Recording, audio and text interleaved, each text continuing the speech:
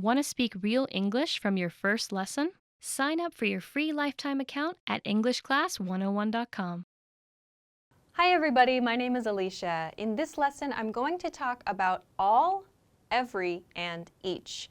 I'm going to share some differences in how we use these words and a lot of example sentences. So let's get started.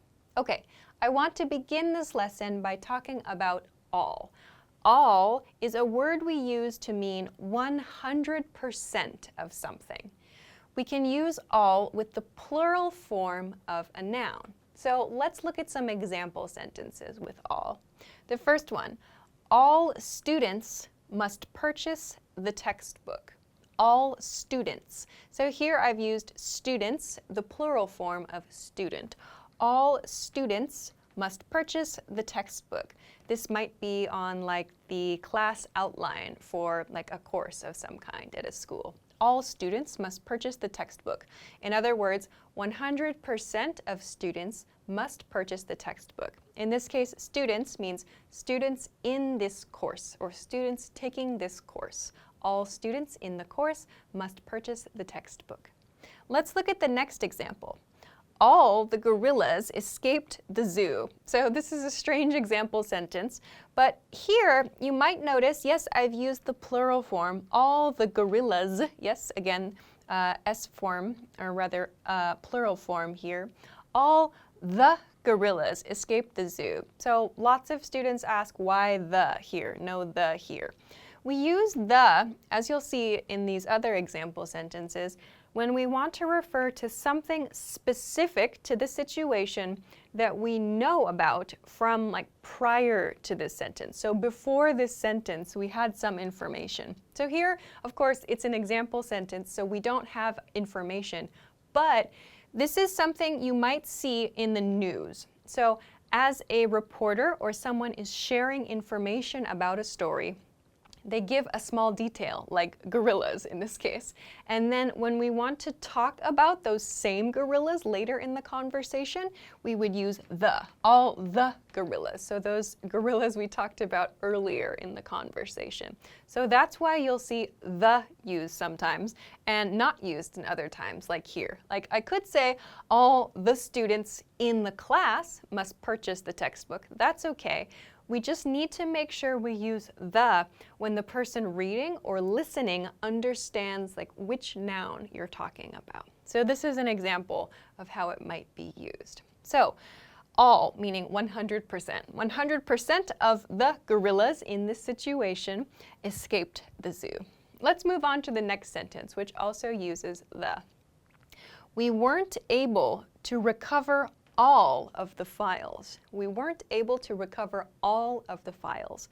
So here, all connects with files. Again, the plural form, files. So again, all of the files, or we weren't able to recover all the files is also okay. You can drop this of if you like, but you may hear it.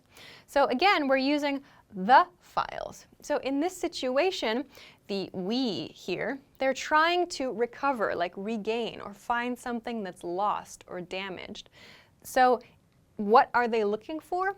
These files in particular. So there's some understanding between the speaker and listener here, and the speaker, in this case, we, they want to indicate these files specifically. We weren't able to recover all of the files. So the files we were talking about in a previous conversation, for example. Okay, finally, all 15 of the students graduated. All 15 of the students graduated. So again, I'm using students here. In this case, I have the. So all 15 students graduated is also okay. It's just a small nuance in conversation. If you're talking maybe in a news story about 15 students who made a special project together or something maybe interesting happened to these students, or maybe they had a terrible experience, but you want to report those same 15 students graduated. All 15 of the students graduated. You would use the to talk about those same students you introduced earlier in your conversation. So saying something like all 15 students graduated is also okay, but we use the to really emphasize those students we referred to earlier.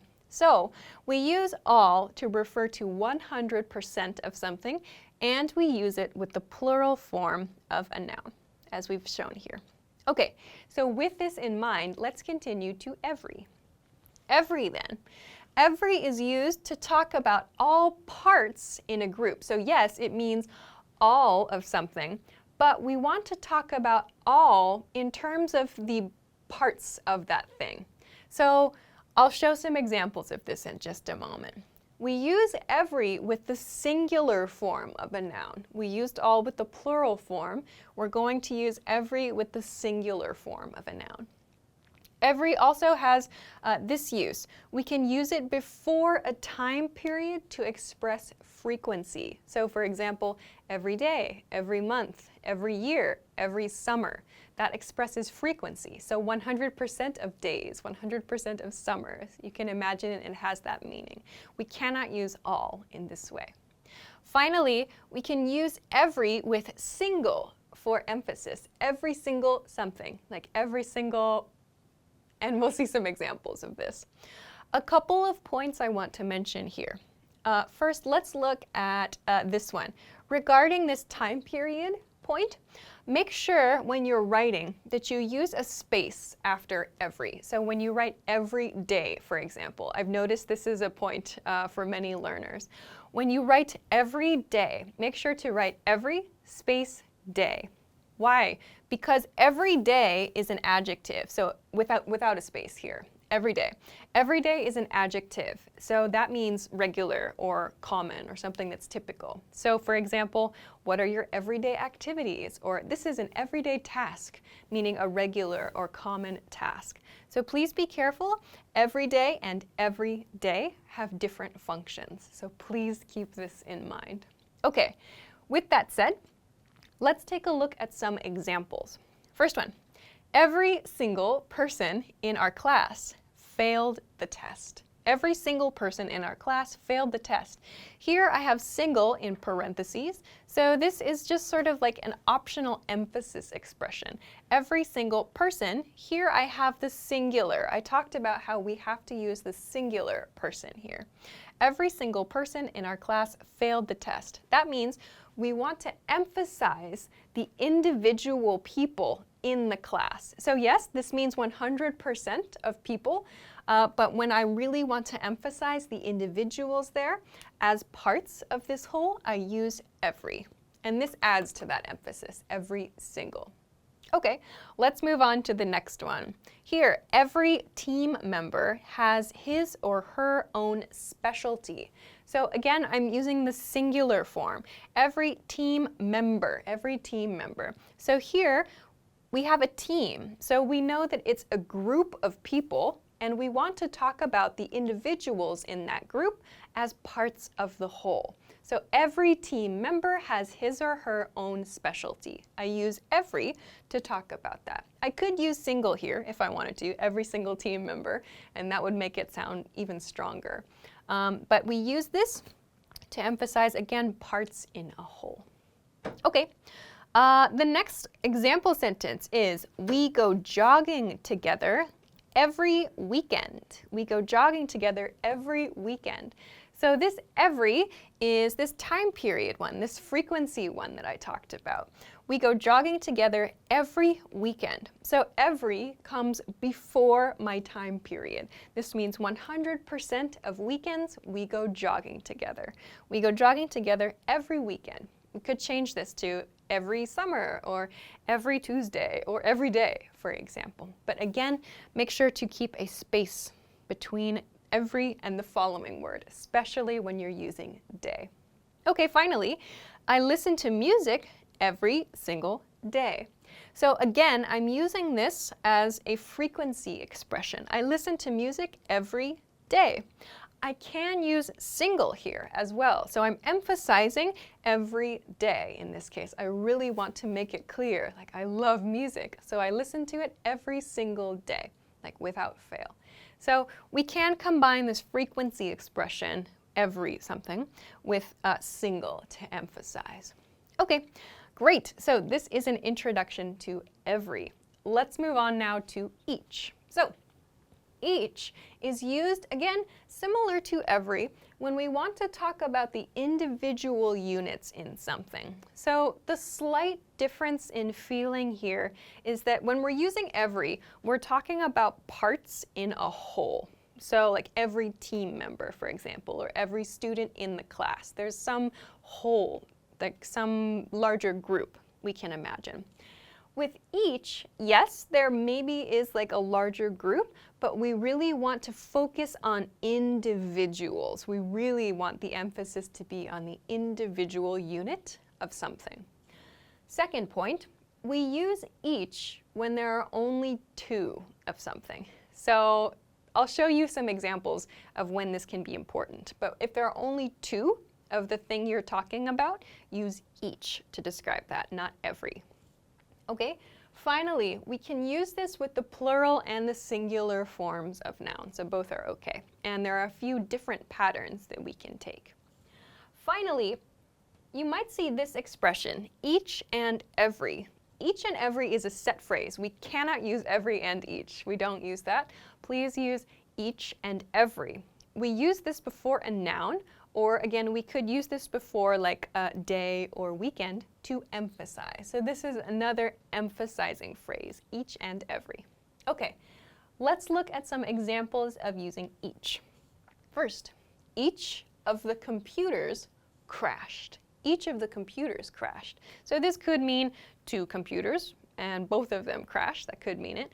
Or it could mean like each computer in like a computer lab crashed. We could use it in that way. So sentences like these maybe don't always give all the information. We need to know a little bit about the situation. But this is an example of how we could use each with a plural noun.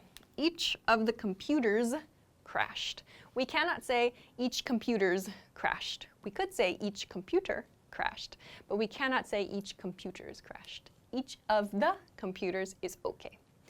Okay, next one. Each one of the companies donated to charity. Each one of the companies donated to charity.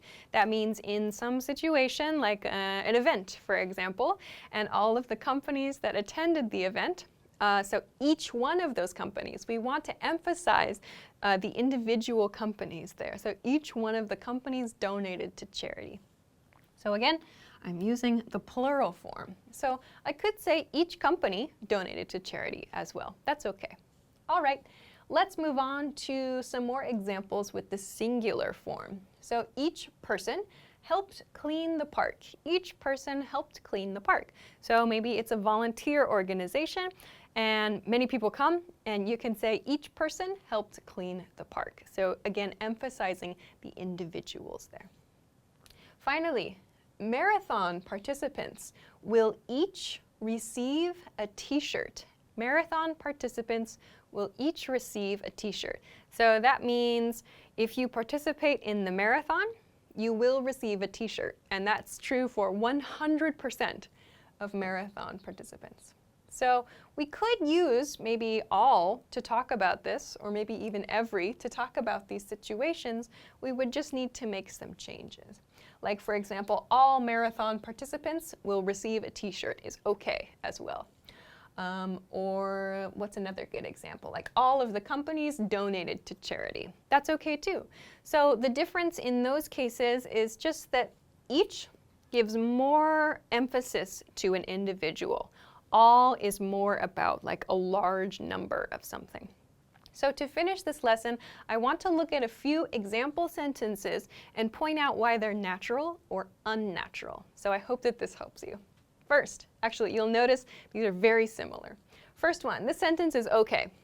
She wears earrings on each ear. She wears earrings on each ear. So I've used each in this sentence, and it sounds natural because there are only two. In most situations, I think, people probably have just two ears. So each means one, two, both of them. She wears earrings on each ear sounds very natural. The next example sentence is not natural, though. She wears earrings on every ear. This sounds strange because every is used to refer to part of a group.